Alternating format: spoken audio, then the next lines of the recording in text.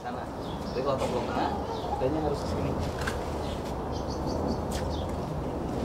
Dan kalau masuk, kenapa ada tomplok jauh dan kecil? Kalau tangan diam, kenapa harus ini bisa? Tapi kalau tangan tarik lagi, jadi tomplok atas yang masuk. Dan ini bisa untuk nangkis juga. Nah, jadi ini boleh untuk tampil, atau kalau untuk nangkis juga. Dan kalau dengan posisi tomplok kita selalu mendorong. Boleh juga mendorong. Ambil, didorong. Ini ambil, didorong. Jadi digabung antara tomplok tengah, ini kan tomplok tengah, ya, ambil tangan sama tomplok atas, tomplok jauh.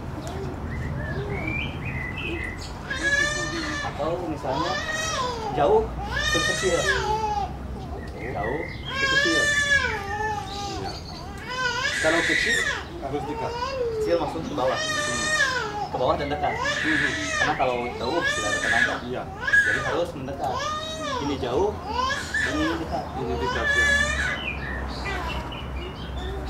Nah, kalau dekat, tengah, garis tengah, jalannya segini. Kalau jauh ke atas, tapi memang harus jauh.